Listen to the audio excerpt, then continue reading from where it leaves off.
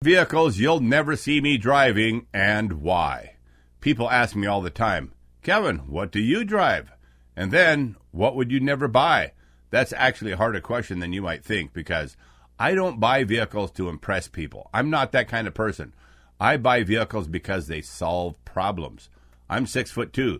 I've got 5 kids still living at home. I haul equipment, I tow, I travel, I put on events. I need reliability and I need comfort.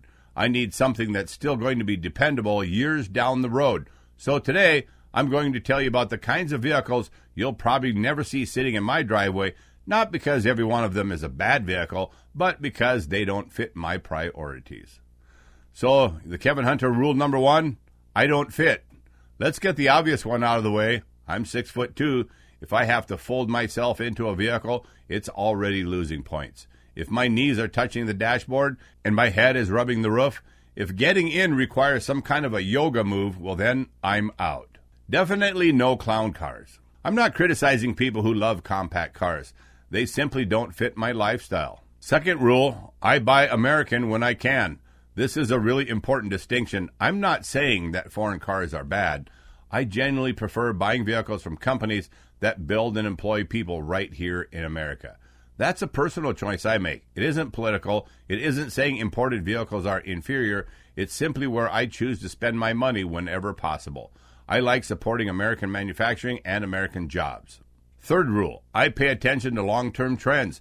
There are some manufacturers that simply make me more cautious than others. I've seen enough owner complaints, enough repair stories, enough dealership issues that I approach them much more carefully. Would I say every Ram is bad? Nope. Every Dodge? Nope. Every Volkswagen? Nope, definitely not.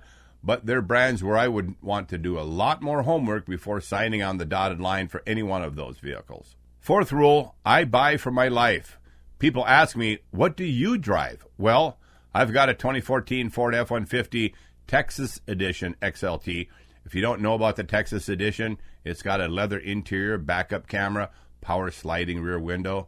That's fantastic for an XLT. You get it anywhere else in the United States, especially here in the Midwest where I live. That's a fabric truck, has a manual back window, no backup camera. It's a lot lower level vehicle. But the Texas Edition kicks some butt, and this has been a very dependable truck for me. And with the 3.5 EcoBoost in it, it takes off like a rocket. I've also got a 2019 Chevy Suburban LT.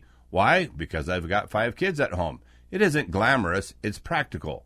I don't need a sports car. I need enough room for my family, our gear, and some extras, and sometimes hauling equipment for Wilson Kids First or the homework guy. The vehicle fits my life, and that's why I have it. The fifth rule, I'd rather have dependable than fancy. So if somebody handed me keys to an exotic luxury SUV, I wouldn't necessarily take it. And of course, it depends. Can I afford to fix it? Can I get parts quickly? How much does routine maintenance cost? What's it worth in 5 years? Can I trust it outside of the manufacturer warranty?